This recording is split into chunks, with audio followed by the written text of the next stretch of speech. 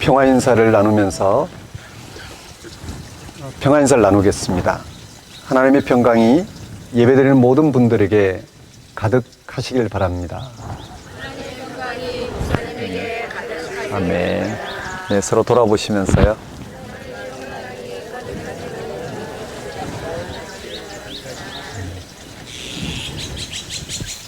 오늘은 오순절 성령 강림 주일입니다. 기독교인은 하나님께서 예수님에게 행하신 구원 사건에 영혼을 걸어둔 사람들입니다. 성령만이 그것을 가능하게 합니다. 성령은 하나님의 영이며 예수님의 영으로서 예수님을 그리스도로 주로 하나님 아들로 고백하게 하는 영입니다. 초기독교인들은 성령 경험을 통해서 예수님에게 이루어진 하나님의 새로운 생명의 현실에 눈을 떴습니다. 그 결과 그들은 예수님을 그리스도로 주님으로 하나님 아들로 고백하였습니다. 오늘 우리도 그들과 같습니다. 성령 경험을 통해서만 예수님이 우리를 구원할 주님이라는 사실에 실제로 마음이 갑니다.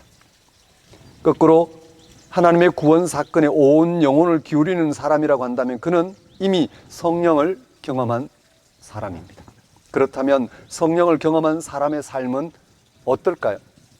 그는 예수님에게 일어난 하나님의 구원 사건에 집중할 것입니다. 예수 그리스도가 십자가에 달려 죽기까지 보이신 하나님에 대한 신뢰를 통하여 성령에 의해 죽은 자 가운데 부활에 이르게 된 사건에 집중할 것입니다. 하나님만이 하실 수 있는 고유한 사건으로서 우리 가운데 임한 하나님의 구원 사건에 귀를 기울일 것입니다. 예배는 예수님을 통한 하나님의 구원 사건에 온 영혼을 걸어두는 시간입니다. 예배는 하나님의 고유한 능력으로만 가능한 생명 사건에 마음을 집중시키는 시간입니다. 예배는 죽은 자 가운데 부활하신 예수님을 통해서 하나님만이 우리를 존재하게 하실 뿐만 아니라 지금처럼 생명 활동을 하게 하실 유일한 분이라는 사실을, 그리고 죽음조차 하나님 안에서 생명으로 변화시킬 분이라는 사실에 실제로 영혼을 걸어두는 시간입니다.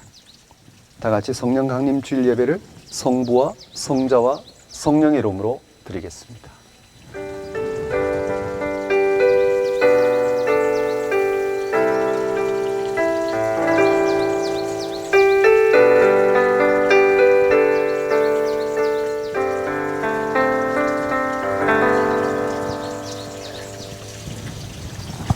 내가 아버지께로부터 너에게 보낼 보혜사 곧 아버지께로부터 나오시는 진리의 성령이 오실 때 그가 나를 증언하실 것이요 너희도 처음부터 나와 함께 있었으므로 증언하느니라. 지금 내가 나를 보내신 이에게로 가는데 너희 중에서 나더러 어디로 가는지 묻는 자가 없고 도리어 내가 이 말을 함으로 너희 마음에 근심이 가득하였도다. 그러나 내가 너희에게 실상을 말하노니 내가 떠나가는 것이 너희에게 유익이라.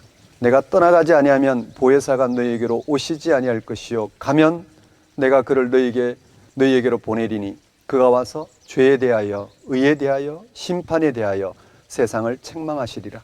죄에 대하여라 하면 그들이 나를 믿지 아니하며 의에 대하여라 하면 내가 아버지께로 가니 너희가 나를 다시 보지 못하며 심판에 대하여라 하면 이 세상 임금이 심판을 받았음이라. 내가 아직도 너희에게 이를 것이 많으나 지금은 너희가 감당하지 못하리라. 그러나 진리의 성령이 오시면 그가 너희를 모든 진리 가운데로 인도하시리니 그가 스스로 말하지 않고 오직 들은 것을 말하며 장래의 일을 너희에게 알리시리라. 그가 내 영광을 나타내리니 내 것을 가지고 너희에게 알리시겠습니다. 무릇 아버지께 있는 것은 다 내 것이라. 그러므로 내가 말하기를 그가 내 것을 가지고 너희에게 알리시리라 하였노라. 부활하시어 하나님 우편에 올리우신 예수님이 우리의 주와 그리스도 되심을 알게 하기 위해 성령을 보내신 하나님 아버지, 예수님을 믿음으로 우리가 하나님의 자녀인 것과 하나님의 영광에 참여함과 구원에 관한 비밀을 알게 하시려고 보혜사 성령님을 보내신 하나님 아버지를 이 시간 찬양합니다. 죄와 의와 심판이 무엇인지를 세상에 알게 하시려고 진리의 영을 보내신 하나님 아버지, 예수님으로 말미암아 이 땅을 향하신 하나님의 구원과 심판의 일체를 알게 하신 하나님의 크신 은혜를 이 시간 고백합니다.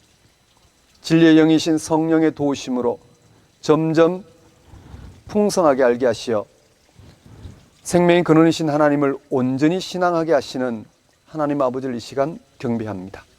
하나님 아버지, 이 시간 오직 하나님 한 분만을 찬양하며 하나님에게만 소망을 두고자 나온 우리의 예배를 받아주소서. 성령 강림 절기에 하나님을 신뢰하고 순종한 결과 십자가 죽음을 당하신 예수님을 결국 죽음이 극복되는 생명으로 살리신 하나님의 은혜를 맛보게 하시고 삶이 생명의 축제인 것을 깨닫게 하소서. 이 나라 이 교회가 하나님의 다스리심을 인정하고 통치를 고백하며 하나님만을 의지하게 하소서. 예수님의 이름으로 기도드립니다.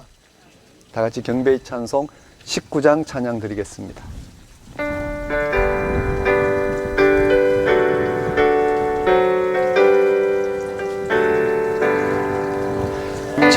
찬송하는 소리에서 사랑 기뻐하도다.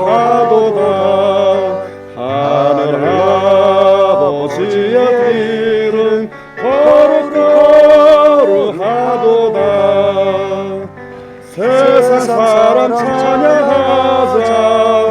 거룩하신 하나님께 할렐루야 할렐루야 할렐루야 아멘. 하나님의 나라 권세 영원토록 있도다. 하나님의 영광 나라 거룩하도다. 하늘보다 계신 주님 세상 주관하시도다. 할렐루야 할렐루야 할렐루야 아멘. 하나님의 크신 섭리 그 뜻대로 되도다. 우리 아버지의 뜻은 거룩하도다. 주여 속히 임하셔서 기쁜 나를 주옵소서. 할렐루야 할렐루야 할렐루야 아멘 아멘. 다 같이 사도신경으로 신앙 고백하시겠습니다. 나는 전능하신 아버지 하나님 천지의 창조주를 믿습니다. 나는 그의 유일하신 아들 우리 주 예수 그리스도를 믿습니다.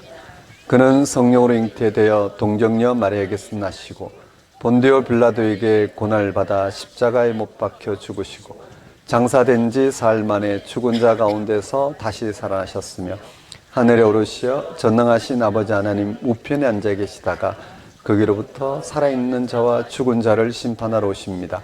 나는 성령을 믿으며 거룩한 공교회와 성도의 교제와 죄를 용서받는 것과 몸의 부활과 영생을 믿습니다. 아멘. 이 시간은 참회의 시간입니다.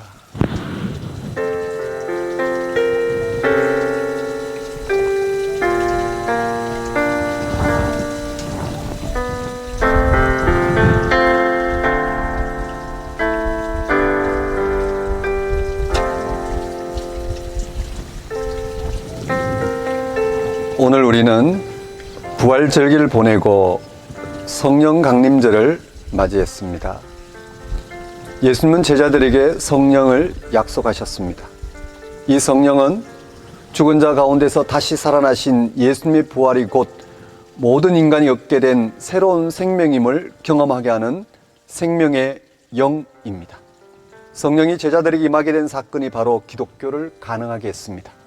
만약 성령이 그들에게 주어지지 않았다면 기독교는 싹을 틔우지 못했을지도 모릅니다.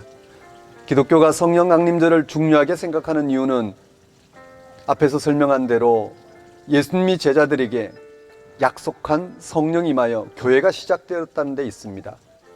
사도행전에 나오는 오순절 성령 강림 사건이 이 사실을 가리킵니다. 교회가 성령 강림으로 시작되었다는 것은 성령의 피조물이라는 사실을 가리킵니다.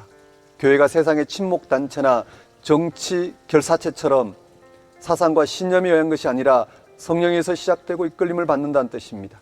지난 2000년의 기독교 역사는 바로 성령의 역사입니다. 지금 또 교회와 기독교는 모두 성령에 의존해서만 존재할 수 있습니다. 이렇게 신앙을 가능하게 한 성령은 무엇일까?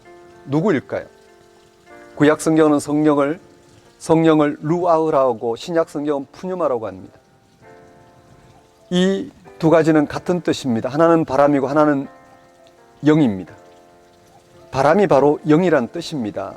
따뜻한 바람이 불어오면 식물이 살아나고 찬 바람이 불어오면 죽습니다. 태아가 엄마 자궁으로부터 밖으로 나온 뒤에 숨을 쉬어야만 합니다. 사람이 죽을 때 숨이 멎습니다. 성경이 가리키는 루아흐나 푸뉴마는 생명의 영, 즉 살림의 영입니다. 성령을 받는다는 것은 곧 생명의 영을 받는다는 뜻입니다. 더 정확하게는 생명의 영에 사로잡힌다는 뜻입니다. 생명의 능력에 순종하는 것입니다. 이런 점에서 성령이란 무엇인가 하는 질문은 곧 생명의 영, 생명의 능력이란 무엇인가와 똑같습니다. 생명의 영, 살리는 영이란 말은 무슨 뜻일까? 우리는 이것을 보통 세상살이 문제로 생각합니다.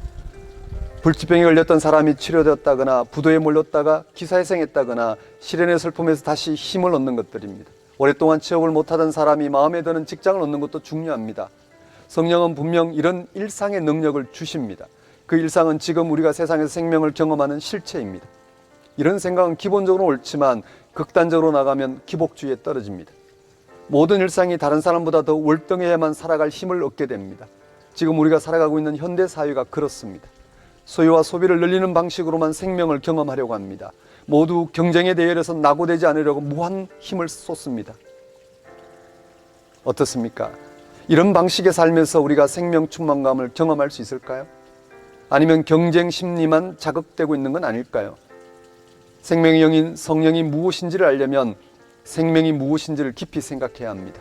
우리가 어떻게 생명을 경험할 수 있는지를 생각해야 합니다. 생명은 사람이 만들어낸 게 아닙니다. 하나님에 의해서만 주어진다는 사실이 중요합니다.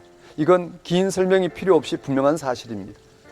여호와 하나님만이 창조주입니다. 그리고 우리는 피조물입니다. 기독교 신앙의 대전제가 이것입니다. 우리는 생명을 받을 뿐입니다. 이는 생명이 우리의 생각을 뛰어넘는 사건이라는 뜻입니다. 하나님을 향해서 세상을 왜 이렇게 창조했냐 따질 수 없습니다. 소풍 가기로 한 날에 왜 비가 내리냐고 불평할 수 없는 것 같습니다. 궁극적으로 생명이 무엇인지 우리는 아직 모릅니다. 하나님의 영이 실행되어야만 우리가 알아챌 수 있습니다. 이런 설명이 복잡하지 않았으면 좋겠습니다. 이게 얼마나 큰 은총인지 아시는 분들은 아실 것입니다. 쉽게 말해서 부자이며 건강한 사람만 생명 충만감을 느낄 수 있다면 그런 세상이야말로 불행입니다. 그런데 실제로는 전혀 그렇지 않습니다. 행복할 것 같지 않은 조건에 사는 사람들이 행복하기도 합니다. 생명의 능력이 임의로 부는 바람처럼 우리 예상과 다르게 움직인다는 작은 증거들입니다. 기독교의 생명 경험은 한 가지로 집중됩니다. 여러분이 잘 아십니다. 예수 그리스도와 그에게 일어난 하나님의 구원 통치입니다. 복음서는 예수 그리스도가 바로 생명이라고 말합니다. 그를 통해서 죄의 용서가 가능해졌으며 죽음이 극복되는 생명 참여가 가능해졌기 때문입니다. 예수님이 생명이라면 바로 성령은 하나님의 영이면서 동시에 예수님의 영입니다. 여러분이 예수님을 통해서 생명 충만을 경험했다면 일상도 전혀 새로운 빛을 내게 될 것입니다. 초기독교인들은 이런 경험으로 카타콤에 들어가서도 예배를 드렸고 극단적인 상황에서도 순교도 마다하지 않았습니다. 기독교인들에게 경험된 하나님의 영은 예수 그리스도의 영입니다. 그 영은 죽음의 무덤을 여는 생명의 능력입니다. 어떠한 인생에도 불행하지 않게 하는 생명의 영입니다. 어떠한 상황에서도 희망을 갖게 하는 희망의 영입니다. 사랑하는 성도 여러분, 이 시간 예수 안에서 하나님이 함께 하신다는 사실이 얼마나 놀라운지를, 그래서 세상이 하나님 생명의 빛 안에서 얼마나 영광스러운지를 헤아리며 그런 하나님의 생명에 붙들려 살아가고자 회개하고 간구하도록 하십시다.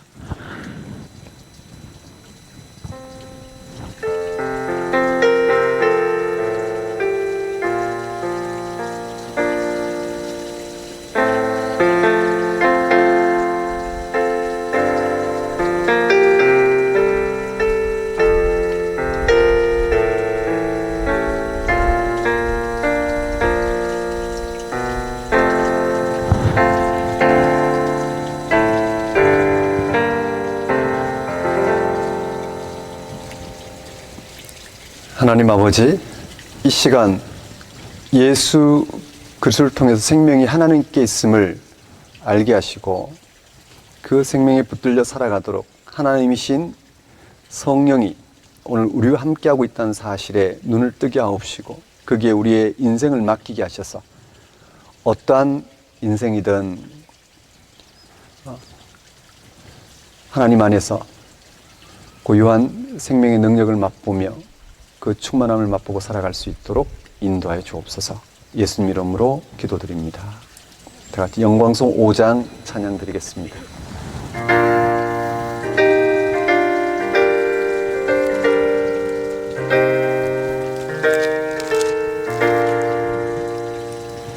이 정직한 마음을 들어라 복 주시는 주 여호와 전능 성부 성자 성령 찬송하고 찬송하세. 아멘.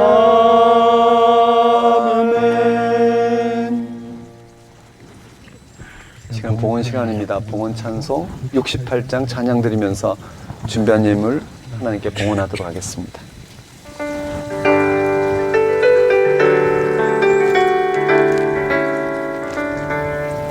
오 하나님 우리의 창조주시니 내 주님께 귀한 것들입니다. 내 주께 마음 엎드려 경배드리며 내 주의 이름 높이 찬양하네. 오 하나님 우리의 대주 되시여 큰 풍랑이 때도 도우셨네. 죽음에서 우리를 구하셨으니 내 주의 이름 높이 찬양하네. 주 하나님 이름을 함께 높이며 대주제께 영광을 돌리오리. 그 능력이 우리를 지켜주시니 주 하나님을 높이 찬양하네.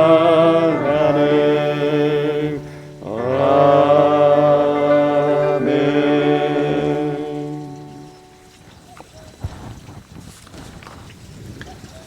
고유한 방식으로 우리의 삶에 개입하시는 하나님, 창조와 종말의 능력인 성령을 우리는 하나님으로 믿습니다. 성령은 세상이 무로부터 창조될 때 활동하셨고 세상이 종말 심판을 통해 완성될 때 주도적으로 활동하실 하나님이십니다. 우리는 오직 성령과의 소통을 통해서만 영적인 생명을 얻을 수 있습니다. 우리가 믿는 성령은 보이지 않으나 이 세상과 그 안의 모든 생명체들과 사람들까지 포함하여 모든 것들을 가능하게 하는 능력입니다. 하나님을 믿는다고 자처하는 우리들이 성령의 능력을 믿지 않고 어떻게 살아갈 수 있겠습니까? 성령은 생명의 영이십니다.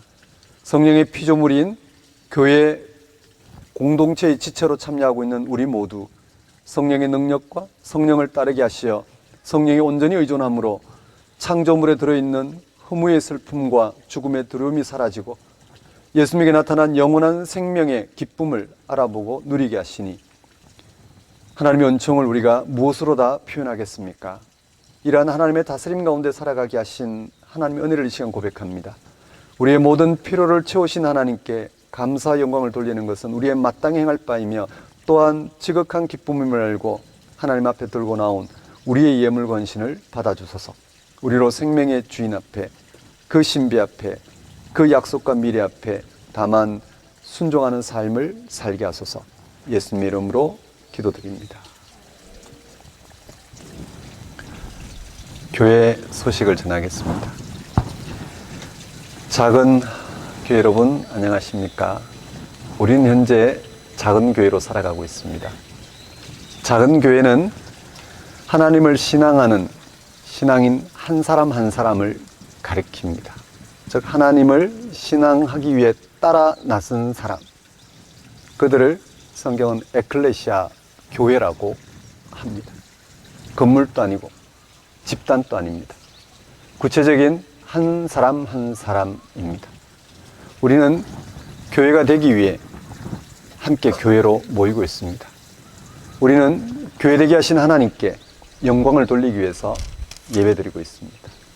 이렇게 교회되게 하신 하나님께 영광을 돌림으로 점점 더 분명한 교회가 되는, 교회로 살아가는 영광을 누리시는 여러분이 되셨으면 좋겠습니다. 그런 구체적인 교회로서의 비전을 갖고 있는 신앙인들이 바로 작은 교회입니다. 오늘 또 가평 숲속 저는 작은 교회에서 예배드리고 있습니다. 새소리도 함께하고 있습니다. 그렇죠? 아마 온라인으로 예배드리신 분들도 이 새소리, 자연소리를 아마 듣고 계시리라 생각됩니다. 숲이 너무 아름답습니다. 제 오른쪽에 숲은 정말 놀랍습니다. 참 장엄합니다. 이런 자연 속에 우리, 하지만 이런 모든 환경을 허락하신 하나님 안에서 또 우리는 이렇게 아름다움을 보고 살지만 곧 그것을 상실할 수밖에 없는 죽음을 앞두고 살아가는 인생들입니다. 그러나 그것이 문제가 되지 않을 만큼 하나님은 우리가 보는 이 세상을 구체적으로 만드시고 또 예수를 통해서 돌보시고 그 안에서 우리를 온전하게 하시는 분으로서 우리와 함께 하십니다. 그런 하나님께 마음껏 예배하고 또 예배한 우리를 교회되게 하시는 영광을 누리며 살아가는 그런 여러분의 여정이 되었으면 좋겠습니다. 작은 교회 예배 안내, 오늘 일부 주일 예배는 오늘 특별히 주일 오전 10시 예배로 드리고 있습니다. 2부 주일 예배는 주일 오전 11시 예배인데 신앙탐구 일정이 있을 때 드립니다. 우리 다시 또 6월 첫 주, 둘째 주 드리게 됩니다. 다음 주 예배는 서초구 TMD 교육그룹 지하 1층에서 예배를 드립니다. 청년과 함께 드린 예배인데 오늘 청년분들이 오늘 참석하셔서 드리고 있습니다. 다음 주 오셔도 괜찮습니다. 절대 막지는 않겠습니다. 네, 2024년 작은 교회 함께하는 다음 세대 신앙 탐구 안내인데요. 1차, 2차, 3차, 4차를 마쳤고 이제 6월 첫주, 둘째 주, 5차, 6차가 있습니다. 그리고 그 다음 주 15일, 16일 토일 1박 2일 캠프가 있습니다. 그 캠프가 네, 홍천군에 있습니다. 홍천군. 서쪽에서 오기에는 좀 멉니다. 그래서 다음 겨울에 할 때는 가을 내지 겨울에 할 때는 서쪽으로 가겠습니다. 서쪽 평택 쪽에서 할 테니까 이번에는 서로 이렇게 왔다 갔다 해봅시다. 거기에 더 파크 12 카라반 글램핑장이라는 장소입니다. 재작년이었나요? 1차 할 때 환경이 굉장히 좋았습니다. 마음껏 아이들과 함께 탐구 과정을 소화할 수 있었습니다. 누구든지 환영합니다. 카라반에서 재워드리겠습니다. 오시면 카라반에서 재워드릴 테니까 신청하시고 오셔서 응원해 주시면 좋겠습니다. 오늘 예배 후에 바로 제가 축도 끝나면 바로 요 앞에 마당에 모여주시면 좋겠습니다. 바로 여기 계단 위에 모여주시면 그 꽃이 밟힐까 조금 약간 걱정이 되지만 좀 이렇게 발을 좀 피해서 올라가 주시면 거기서 사진 촬영이 있습니다. 함께 사진 촬영하도록 그렇게 하겠습니다. 네, 헌금에 대한 문의는 주부를 참고해 주시면 될 것 같습니다. 그리고 오늘 내 예배 후에 맛있는 식사도 준비되어 있죠. 내 함께 귀한 나눔을 갖도록 그렇게 하겠습니다. 그럼 오늘 주신 하나님 말씀 보겠습니다.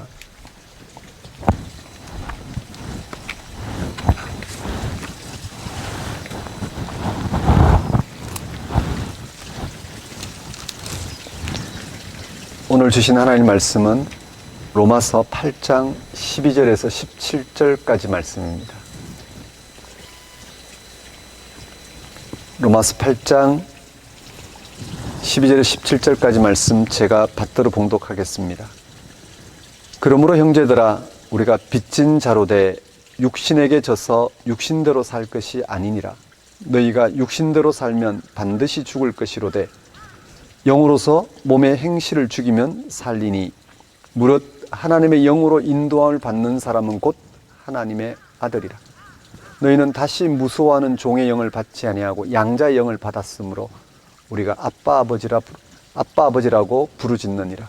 성령이 친히 우리의 영과 더불어 우리가 하나님의 자녀인 것을 증언하시나니 자녀이면 또한 상속자 곧 하나님의 상속자여 그리스도와 함께한 상속자니 우리가 그와 함께 영광을 받기 위하여 고난도 함께 받아야 할 것이니라. 하나님 아버지, 이 시간 선포되는 말씀을 통하여 우주 만물을 창조하신 하나님께서 어떻게 생명을 충만하게 하시는지 알아보게 하옵시고 그 생명 충만에 깊숙이 참여할 수 있도록 인도하여 주옵소서. 예수님 이름으로 기도드립니다. 네, 오늘 설교 본문은 로마서 8장 12절에 17절까지 말씀이고 제목은 성령의 인도함을 받는 사람입니다. 오늘은 기독교가 성령 강림절로 지키는 주일입니다. 기독교가 성령의 피조물임을 강조하는 절기입니다. 기독교는 하나님께서 예수님을 통하여 행하신 구원 사건에 영혼을 걸어두는 공동체입니다. 성령에 의해 그것이 가능하게 되었습니다. 하나님께서 예수님을 죽은 자 가운데 살리셨다는 사실을 분명하게 인식하고 믿고 거기에 자신의 운명을 맡기게 된 사건은 전적으로 성령의 역사로 이루어졌습니다. 예수님의 십자가의 죽음에서 온 인류가 죄를 용서받을 수 있는 구원의 길이 나타났다는 것, 예수님의 부활로 인해서 죽음에 처한 인류가 죽음으로부터 건짐을 받을 수 있게 되었다는 것을 알고 믿게 된 것은 오직 성령에 의해서만, 즉 하나님이 직접 이 세상과 함께 하시고자 하는 그 고유한 능력에 의해서만 일어날 수 있는 사건이었습니다. 기독교의 시작이 오순절 성령 강림 사건이었다는 사실이 바로 그것을 의미합니다. 우리가 오순절 성령 강림 절기를 지키는 이유도 바로 그것을 강조하기 위해서입니다. 예루살렘의 초기 기독교 공동체가 경험한 성령 강림 사건은 사도행전 2장에 잘 묘사되어 있습니다. 예수님이 부활 성천하신 뒤 신자들이 모두 한 곳에 모여 있었는데 갑자기 하늘로부터 세찬 바람 소리와 불길이 그들 위로 내렸다고 합니다. 이와 동시에 신자들의 마음은 성령으로 충만하게 되었고 그들에게 임한 성령 사건을 외국인들이 자기네 나라 말로 알아들을 수 있을 만큼 분명하게 말하는 일들이 일어났습니다. 이건 성령이 임한 사건을 묘사하고 있는 내용입니다. 이러한 성령 강림 사건은 복음서에서 이미 예고된 것입니다. 예수님이 보혜사 성령을 보내시겠다고 하신 약속의 성취입니다. 그 뒤로 초기독교 역사는 바로 이 성령에 의해서 진행되었습니다. 사람이 개입할 수 없는, 오직 하나님이 예수님을 통해 행하신 그 일을 알아본 사람들의 증언을 따라 그게 일치하고자 하는, 그것을 알아보고자 하는 사람들에게 하나님이 함께 하셔서 이미 하나님이 세상을 창조하실 뿐만 아니라 예수 안에서 이 세상을 돌보고 계시고 그 돌보심이 죽음을 극복한 생명의 능력으로 돌보신다는 사실을 알아보도록 하신 결과 우린 지금 이렇게 하나님을 예배드릴 수 있게 되었습니다. 성령을 경험한 제자들과 초기 기독교 신자들은 유대교로부터도 로마로부터도 벗어날 수 있었습니다. 하나님을 경험하기 위해서 유대교가 요구하는 할례와 율법에 더 이상 머물러 있을 필요가 없었습니다. 하나님으로부터 구원을, 즉 생명을 얻기 위해 다른 대상을 찾아 나설 필요가 없었습니다. 더 나은 세상을 꿈꾸는 게 아니라 이미 온전한 세상이 예수님을 통해서 도래했다는 사실에 그들은 집중하며 살아가면 되었습니다. 왜냐하면 그들은 예수님을 통해서 죄와 죽음의 운명에서 벗어나는 새로운 길을 발견했기 때문입니다. 그것은 율법 너머의 길이었습니다. 사람의 노력으로 이루어 만족해하는 자기의 너머에 있는 길입니다. 그것은 사람이 아니라 하나님이 준비하신 길입니다. 그래서 그것은 은총의 길이며 복음의 길입니다. 그것은 하나님이 행하신 그 일을 받아들이고 믿는 것뿐입니다. 그것을 가리켜 바울은 하나님의 영으로 인도함을 받는 것이라고 표현했습니다. 로마서 8장 9절에는 이렇게 말합니다. 오늘 본문 앞에 나오는 구절입니다. 만일 너희 속에 하나님의 영이 거하시면 너희가 육신에 있지 아니하고 영에 있나니 누구든지 그리스도의 영이 없으면 하나님의 사람이 아니라. 그렇습니다. 우리 기독교인은 모두 성령에 의해서만 의존할 수 있습니다. 성령이 그렇게 어렵지 않습니다. 하나님이 세상을 창조하셨고 창조하신 대로 세상을 돌보기 위해서 예수님을 보내셨고 그 예수 안에서 하나님이 세상을 돌보시는 그 능력이 드러났고 그 능력을 알아보는 우리에게 그 능력이 임하는 사건, 그게 성령의 사건입니다. 그런데 신앙생활에서 성령으로 인도함을 받는다는 말보다 더 오해되는 말도 없을 것입니다. 기독교인 중에 성령 운동하는 분들이 있는데 그들은 신령한 태도를 취합니다. 심지어 목소리까지 쉰 목소리로 바뀝니다. 기도를 많이 했다는 표시이기도 합니다. 어떤 사람이 성령에 취했는지 악령에 취했는지 분간하기 쉽지 않습니다. 쓰러져 괴성을 지르기도 합니다. 거기서 나타나는 현상이 비슷하기 때문입니다. 신들림 같은 특별한 현상이 교회 안에서 일어난다고 해서 그것이 다 하나님의 일은 아닙니다. 그런 현상 자체를 부정할 수는 없지만 그것이 복음을 담고 있지 않으면 무의미하다는 뜻입니다. 그것이 복음을 가리키지 않으면 그런 현상은 단지 세상의 이런저런 종교 현상에 불과하고 그것이 마치 하나님의 능력인 양 대신하게 되면 그것은 그야말로 사탄의 일이 되고 맙니다. 왜냐하면 엑스타시, 즉 무아지경 상태에서 아무도 알아듣지 못하는 말을 쏟아낸 현상은 반드시 성령만으로가 아니라 악령에 의해서도 얼마든지 가능하기 때문입니다. 또 각각 나타나는 능력이란 점에서도 비슷합니다. 악령으로도 병을 고칩니다. 마지막 때 거짓 그리스도가 나타나서 그런 능력을 보인다고 복음서가 밝히고 있습니다. 이미 초기독교 당시에 그런 일들이 일어났다고 합니다. 예수님의 이름으로 병을 고치고 은사를 행하고 능력을 행사하지만 그러나 예수님에게 일어난 그 일을 가리키기보다는 다른 방식의 세상 경험을 요구하는 그런 모든 능력들은 다 악령으로 분류될 수밖에 없었습니다.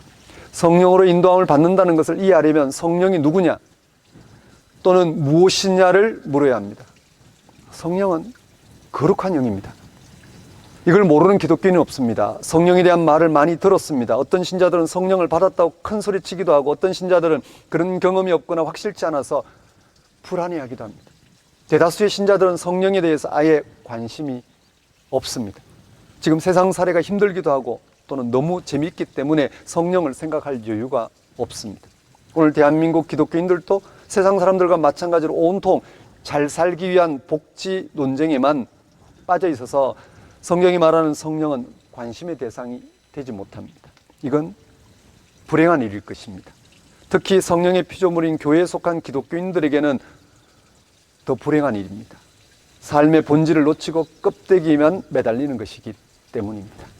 성령이 누구일까요? 성령이 무엇일까? 우리가 어떻게 성령을 경험할 수 있을까요? 바울은 오늘 본문 13절에서 로마서 8장 13절에서 이렇게 말합니다. 너희가 육신대로 살면 반드시 죽을 것이로되 영으로서 몸의 행실을 죽이면 살리니. 여기서 바울은 삶의 두 가지 태도로 삶의 태도를 두 가지로 설명합니다. 하나는 육신대로 사는 것이고 다른 하나는 영적으로 사는 것입니다. 육신의 삶은 그 결과가 죽음이고 영적인 삶은 생명입니다. 바울은 이미 앞에서 이런 사실을 정확하게 짚었습니다. 본문 앞에 나오는 로마서 8장 6절은 이렇습니다. 육신의 생각은 사망이요 영의 생각은 생명과 평안이니라. 육신의 삶과 영적인 삶이 무엇인지, 그리고 이 두 삶이 어떻게 다른지 알아야 성령이 누구인지도 알 수 있습니다. 성령으로 몸의 행실을 죽이는 것을 사람들은 오해합니다. 착하게 살라는 말로 오해합니다. 술 먹지 말고 담배 피지 말고 나쁜 짓 하지 말라는 것처럼 오해합니다. 근데 그렇지 않습니다. 그렇다고 술을 먹고 담배를 피란 말은 아닙니다. 그건 각자 알아서 할 일입니다. 성령으로 몸의 행실을 죽이는 것을 사람들은 윤리, 도덕적으로 성실하게 사는 것이라고 생각합니다. 육체의 본능을 거부하고 금욕적이고 더 나아가서 자학적으로 사는 것이라 말합니다. 성경을 피상적으로 읽으면 그렇게 오해할 수도 있습니다. 지난 18세기, 19세기 유럽의 기독교는 기독교 영성을 그런 식으로 생각했습니다. 도덕주의적인 영성입니다. 청교도 영성이 바로 그것을 가리킵니다. 이런 신앙에 반복적으로 노출되면 그의 무의식에 죄의식이 자리합니다. 니체는 이런 신앙을 가리켜 사육당하는 가축대 윤리라고 비판했고, 프로이트는 집단적 노이로제 현상이라고 비판했습니다. 이들의 비판은 일리가 있습니다. 이런 영성은 생명을 살리는 게 아니라 죽이는 것입니다. 죽이는 영성을 성령의 일이라 할 수가 없습니다. 하나님의 일이라 할 수가 없습니다. 그렇다면 육신대로 사는 것은 무엇일까요? 어떤 이들은 그것을 파렴치하거나 이기적으로 사는 것 또는 육체의 본능을 따라서 사는 천박한 삶이라고 생각합니다. 사람을 때리고 살고 자기 몸을 학대하며 사는 것. 아닙니다. 바울은 더 근본적인 것을 말합니다. 육신대로 사는 것은 율법적으로 사는 것입니다. 경건하게 사는 것을 말합니다. 앞에서 말씀드리는 도덕적 엄숙주의가 육신대로 사는 것입니다. 바울이 로마서에서 일관되게 전하는 핵심이 바로 그것입니다. 로마서 8장 2절에서 그는 생명의 성령의 법이 죄와 사망의 법에서 우리를 해방시켰다고 말합니다. 여기서 죄와 사망의 법이 바로 율법입니다. 율법은 가장 인간다운 삶을 위한 규범들입니다. 율법대로 살아야 하나님께 인정받는다는 율법주의는 법대로 살아야 세상이 바르게 돌아간다는 법치주의와 기본 개념이 똑같습니다. 다 좋은 것들입니다. 율법적으로 성실하게 사는 사람들은 교회에서 인정받습니다. 세상의 실정법대로 성실하게 사는 사람들도 세상에서 인정받습니다. 그런데 바울은 그런 삶이 바로 육신대로 사는 것이라고 말합니다. 그런 삶은 결국 죄와 사망에 이른다고 말입니다. 일반적으로 받아들이기 힘든 주장입니다. 아마 지금 또 불편하게 생각하는 분들이 있을 것입니다. 너무나 혁명적인 주장입니다. 바울은 무엇을 근거로 이렇게 혁명적인 발언을 하는 것일까요? 세상을 모범적으로 사는데 그것이 육신대로 사는 삶이라고 합니다. 바울은 율법의 속성을 정확하게 뚫어보았습니다. 율법 앞에 직면하면 할수록 인간은 율법을 성취할 수 없다는 사실을 절감하게 됩니다. 율법은 불가능한 것을 요구합니다.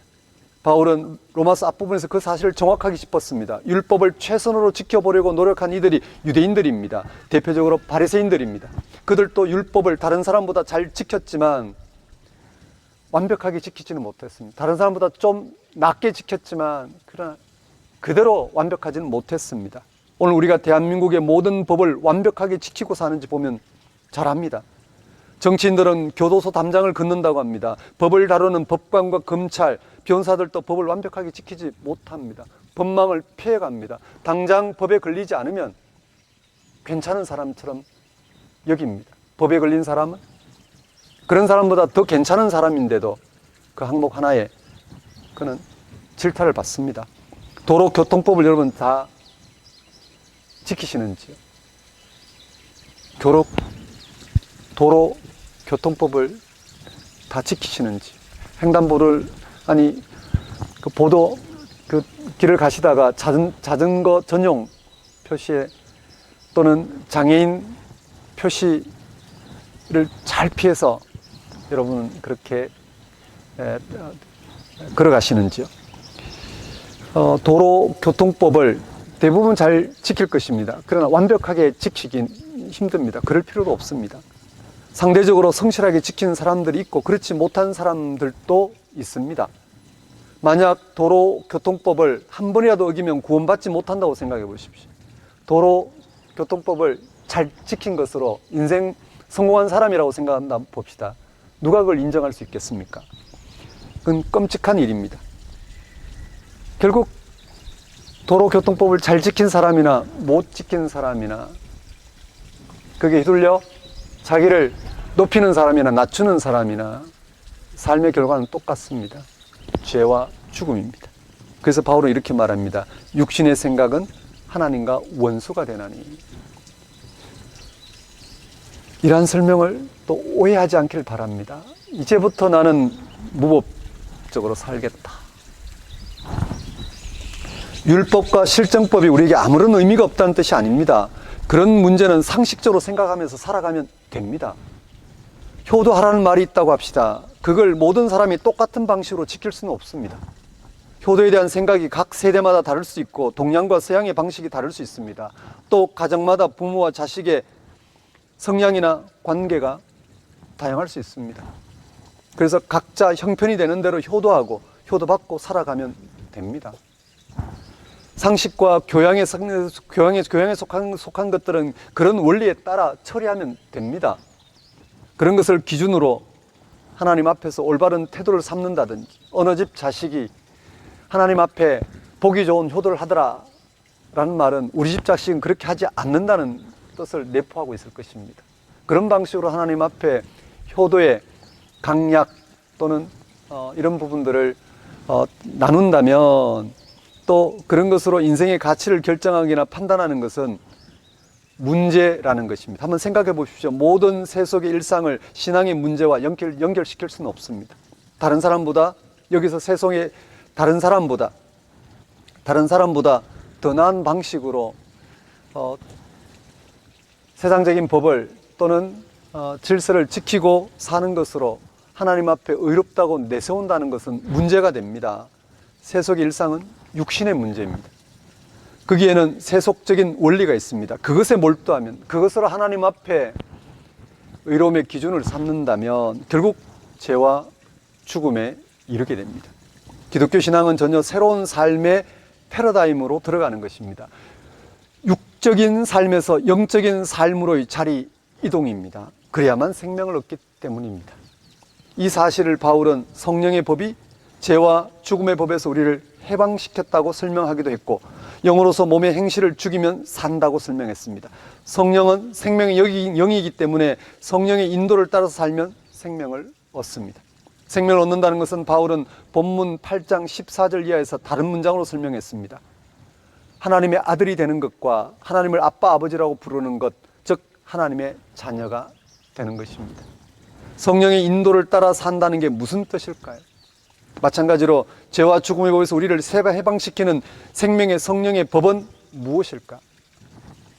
로마서 8장 3절에서 바울은 아주 자세하고도 구체적으로 설명합니다. 율법이 할 수 없는 일에 매달리는 게 아니라 하나님이 하신 일에 집중하는 것이 그 대답입니다. 즉 인간이 어떤 선한 기준을 통해서 행하는 것으로 하나님 앞에 의롭다 내세우는 삶이 아니라 그럴 수 없는 인간을 향해서 하나님이 예수 안에서 직접 행하신 일을 알아보고 그것을 의로움의 기준으로 삼는 것, 그것이 생명의 성령의 법, 성령의 일입니다. 하나님은 하나님의 아들을 우리에게 보내셔서 율법의 요구를 이루게 하셨습니다. 우리가 율법을 이룬 게 아니라 하나님이 이루셨다는 게 중요합니다. 하나님의 아들은 바로 예수 그리스도이십니다. 그에게 일어난 구원 사건을 믿고 따르는 것이 곧 성령의 인도를 따라 사는 삶이며 그것이 곧 생명을 주는 성령의 법입니다. 그 사실을 바울은 오늘 본문 로마서 8장 15절에서 종의 영이 아니라 양자의 영을 받았다고 설명합니다. 15절입니다. 너희는 다시 무소하는 종의 영을 받지 아니하고 양자의 영을 받았으므로 우리가 아빠 아버지라고 부르짖느니라. 여러분 한번 생각해 보십시오. 아침에 5분 늦잠 잤다고 호적에서 자식 이름을 파버리면 어떻게 될까요? 그렇죠? 비인간적이잖아요.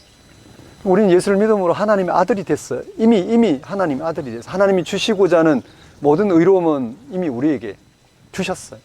그걸 알아보고 거기에 일치해서 살면 되는 거예요. 우리가 모범적으로 사는 것으로, 남들보다 모범적으로 사는 것으로 나를 인정해달라고 내세울 필요가 없는 거예요. 또 그렇지 못한 삶 때문에 주눅들 필요도 없는 거예요. 이미 하나님의 아들이 되었기 때문에. 동의하시나요? 예수 그리스도를 통해서 우리가 하나님의 양자가 되었다는 뜻이에요. 양자. 예수를 통해서 우리가 하나님 아들이 도무지 될 수 없는데 되었다라는 거예요. 하나님의 아들 되었다는 건 하나님의 구원에 참여할 수 있게 되었다는 말씀이에요.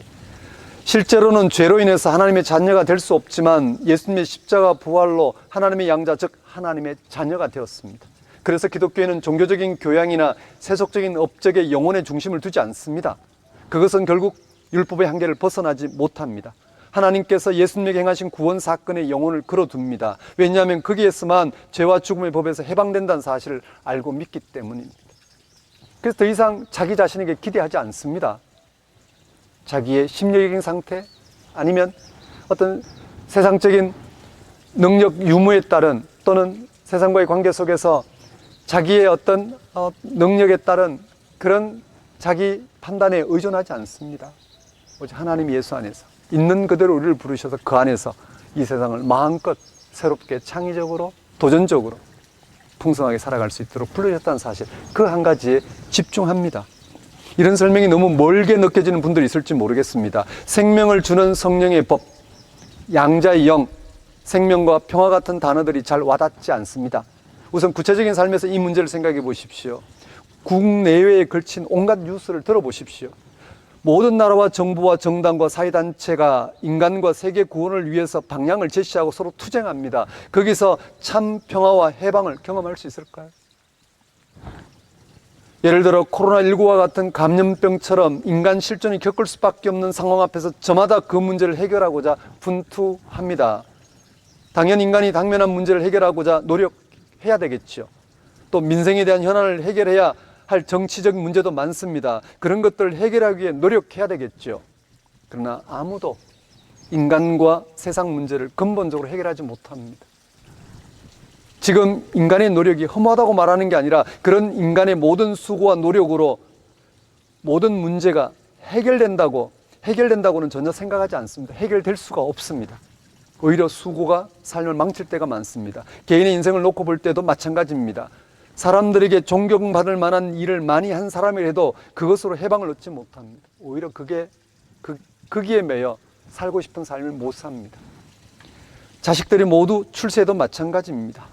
자식들이 출세하여 남 부러울 게 없는 방식으로 살았다 하더라도 거기까지입니다.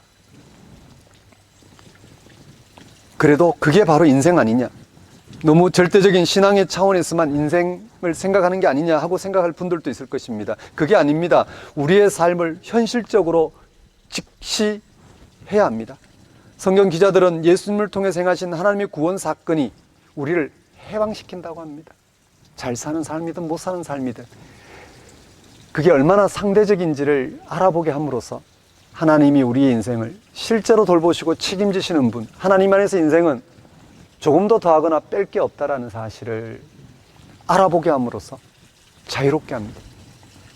해방한다는 말씀입니다. 성경의 가르침이, 성경 기자들은 예수님을 통해서 행하신 하나님의 구원 사건이 우리를 해방시킨다고 합니다. 우리를 자유롭게 한다고 합니다. 우리를 풍성하게 한다고 합니다. 이런 성경의 가르침이 이해가 됐으면 좋겠습니다. 정말 성경의 가르침에 따라 인생을 치우치지 않고 그대로 바라봤으면 좋겠습니다. 우리는 인생을 치우치지 않게 바라볼 만큼 여유가 없습니다. 왜냐하면 세상이 빠르게 돌아가고 많은 사람들이 서로 다른 것을 또는 특정한 사람들이 이룬 것을 강요하고 있기 때문입니다. 정말 세상을 있는 그대로 바라보면서 하나님이 우리에게 어떤 분인지를 들여다볼 수 있었으면 좋겠습니다. 이게 억지로 되지 않습니다. 그래서 바울은 본문 8장 16절에서 성령이 이 사실을 증언한다고 합니다. 성령이 친히 우리의 영과 더불어 우리가 하나님의 자녀인 것을 증언하시나니. 그럼 이 구절을 잘 보셔야 됩니다. 여기서 우리 기독교 신앙이 발생합니다. 나는 몰라. 나는 성령 경험이 뭔지도 모르겠고 그것을 경험할 수 있는지 나는 도무지 받아들일 수 없어 하시는 분들도 이 구절을 통해서 그게 어떻게 가능한지 한번 들여다보십시오. 성령이 친히 우리의 영과 더불어 우리가 하나님의 자녀인 것을 증언하시나니, 예수 사건을 이해하고 동의하고 믿는 것은 성령의 일입니다. 다른 말로 하면 예수님에게 무슨 일이 일어났는지를 듣고 이해하고, 그리고 그것을 받아들일 만한지 아닌지를 확인하고, 받아들일 만한 일이라는 사실에 마음을 둠으로써 받아들이게 된 일체의 사건은 성령의 일입니다. 성령을 받았다는 말은 바로 이런 경험이 있다는 뜻입니다. 어떤 이들은 성령 경험을 열광적인 은사에 사로잡히는 것으로 생각합니다만 그것은 별로 중요하지 않습니다. 성령은 오히려 이성적입니다. 그게 우리의 영이라고 했습니다. 우리는 영혼 몸을 하나로 봅니다. 하나로 봅니다. 우리의 모든 존재 전체를 들어서, 세상을 대하는 우리의 존재 전체를 들어서 성령은 우리에게, 예수에게 일어난 일을 알아보도록 그렇게 안내를 한다는 말씀입니다. 거기서 신앙이 발생합니다. 성령은 오히려 이성적입니다. 바울은 성령이 우리의 영과 더불어 증언한다고 말했습니다. 우리의 영은 우리의 생명 현상 중에서 가장 포괄적이고 가장 심층적이고 가장 이성적인 차원을 가리킵니다. 즉 우리가 누구인지를 생각할 수 있는 그런 우리의 이성, 거기에 성령은 예수에게 일어난 일을 알려 우리 스스로 그것을 이해하고 깨닫고 받아들이고자 하는 마음을 가지게 함으로써 거기에 참여하게 하는 방식으로 역사하는 하나님의 능력이 성령입니다. 예수님에게 일어난 사건을 인식하는 것이 가장 이성적인 것입니다. 그래서 이 구절을 다음과 같이 풀어서 설명할 수 있습니다. 우리는 성경이 전하는 복음을 통하여 예수님에게 일어난 사건을 알아봅니다. 거기서 하나님이 예수님을 죽은 자 가운데 살리신 사건이 우리를 향하신 구원 사건임을 인정하고 거기에 자신의 운명을 맡기는 믿음이 발생합니다. 믿음은 하나님 예수님을 통해서 행하신 사건에 실제로 마음을 둠으로써 우리에게 발생하는 사건입니다.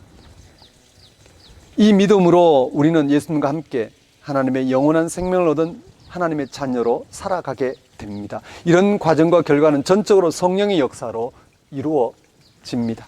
예수님에게 일어난 사건도 성령의 역사로 일어났고, 그것을 전하는 증언도 성령의 역사로 일어났고, 그것을 경험하고 전하는 증언을 통해서 우리가 그것을 알아보고자 하는 우리에게도 성령이 역사하셔서 성령이 행하신 일을 우리의 생명 사건임을 알아보고 깨닫고 받아들일 마음을 주시고, 마음이 간다고 하죠.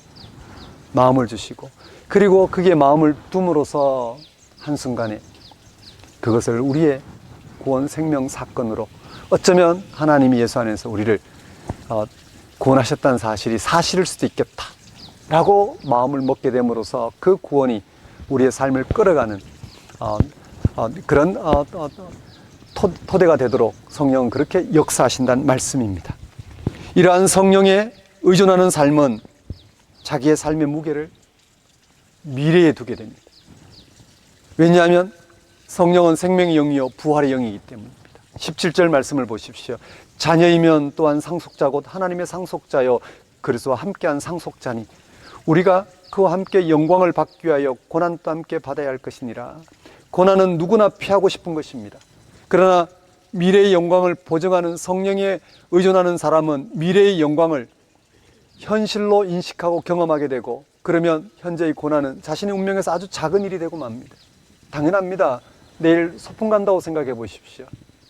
오늘 어머니가 슈퍼에 심부름을 보내도 평소와 다릅니다.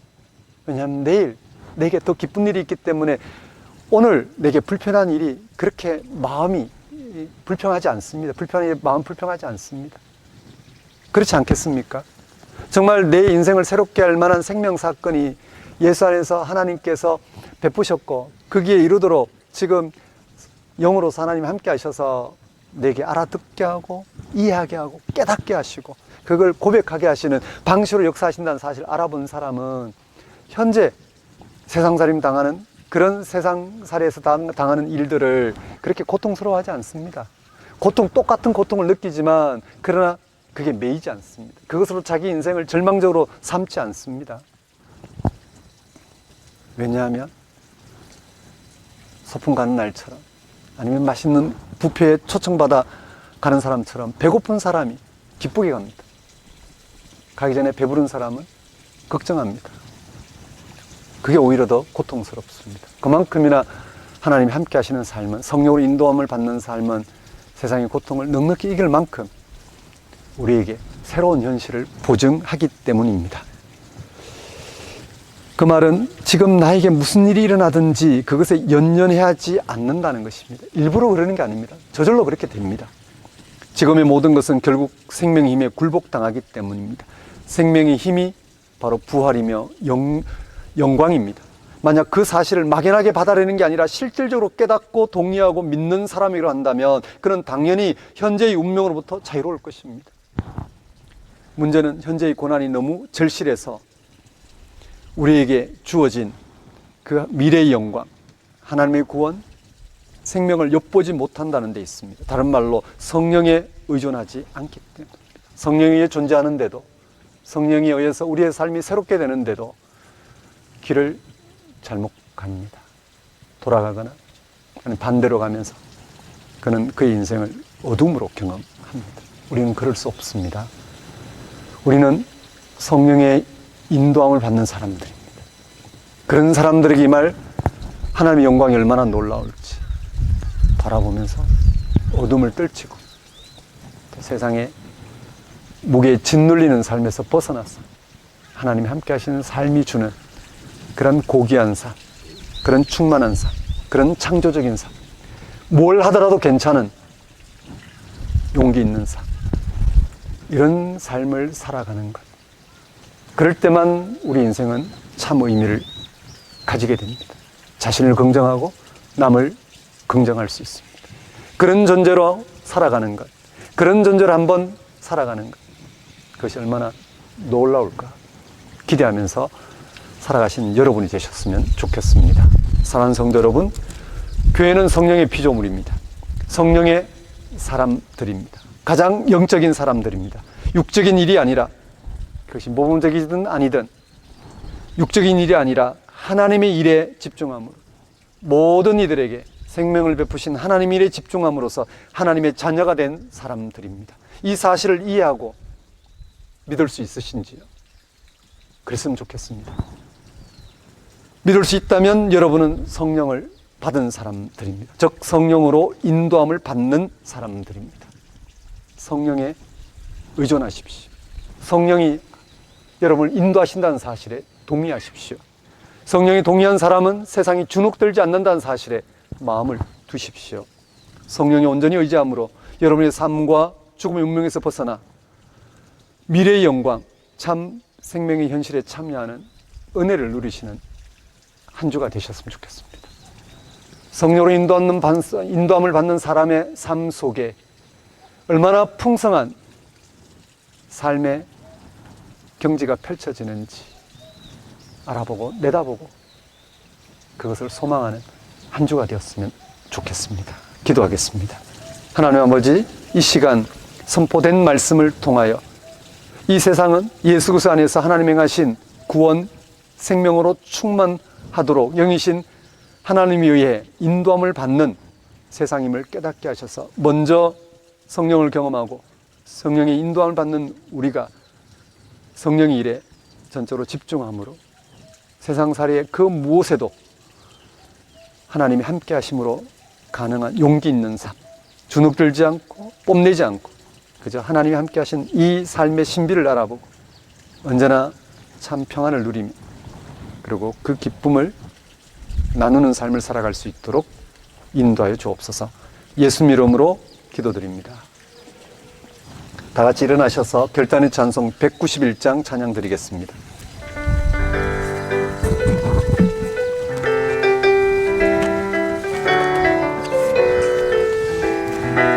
내가 매일 기쁘게 수라에게 행함은 주의 팔이 나를 안보하며 내가 주의 큰 복을 받는 참된 비결은 주의 영이 함께함이라.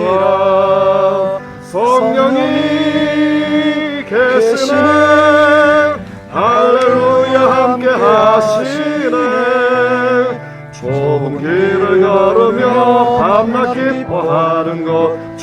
주의 영이 함께함이라. 전에 죄에 빠져서 평안함이 없을 때 예수 십자가의 공로 힘입어 그 발 아래 엎드려 참된 평화 얻음은 주의 영이 함께함이라. 성령이 계시네 할렐루야 함께하시네. 좁은 길을 걸으며 밤낮 기뻐하는 것 주의 영이 함께함이라. 나와 동행하시고 모든 염려하시니 나는 숲의 새와 같이 기쁘다. 내가 기쁜 마음으로 주의 뜻을 행함은 주의 영이 함께함이라. 성령이 계시네 할렐루야 함께하시네. 좁은 길을 걸으며 밤낮 기뻐하는 것 주의 영이 함께함이라. 세상 모든 욕망과 나의 모든 정욕은 십자가에 이미 못쓰나갔네. 어두운 밤이 지나고 무거운 짐 벗으니 주의 영이 함께함이라. 성령이 계시네 할렐루야 함께하시네. 좁은 길을 걸으며 밤낮 기뻐하는 것 주의 영이 함께함이라.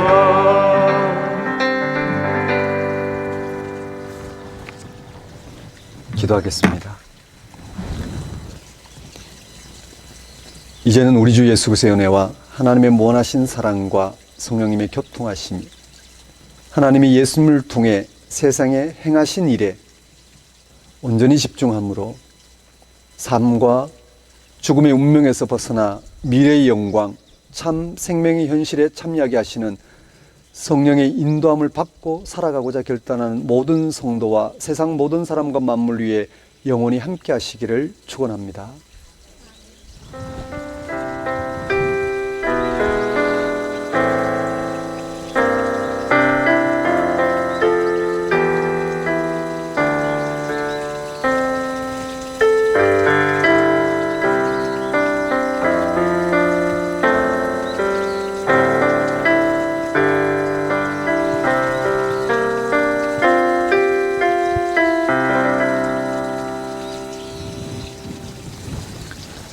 네, 예배를 마치겠습니다.